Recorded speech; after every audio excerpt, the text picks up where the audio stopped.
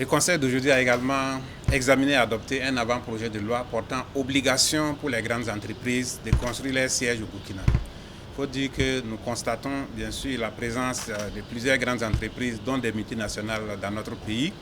Certaines entreprises ont bien sûr construit leurs sièges au pays, mais d'autres ne l'ont pas fait.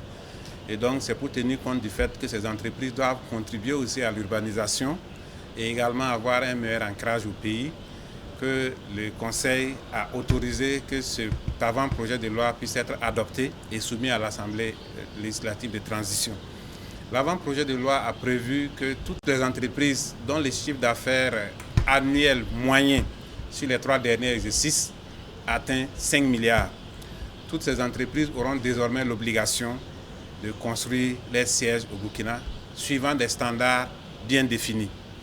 Bien entendu, l'État va apporter un accompagnement en termes d'avantages fiscaux sur certains matériaux de construction, mais il y a des délais stricts qui sont prévus pour que ces grandes entreprises puissent construire leurs sièges et faire en sorte que la mise en œuvre de la loi soit effective. Donc quand la loi sera transmise à l'Assemblée législative de transition et adoptée, les entreprises auront un délai de 6 mois pour apporter leurs projets immobiliers. Et bien sûr, après cela, ils vont passer à la phase de construction.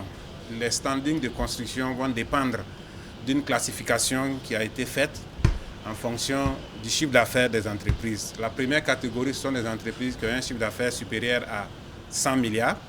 La deuxième, le chiffre d'affaires est compris entre 100 milliards et 50 milliards. La troisième, le chiffre d'affaires entre 50 milliards et 10 milliards. Et la quatrième, entre 10 milliards et 5 milliards. En fonction des catégories, donc, le niveau de standing sera défini, bien sûr en concordance avec le ministère en charge de l'urbanisme. Des dispositions ont également été prises. Le camarade président a donné des instructions fermes pour que la délivrance des autorisations de construire puisse se faire le plus rapidement possible et que les entreprises ne soient pas en difficulté pour constituer leur dossier pour l'autorisation de construire.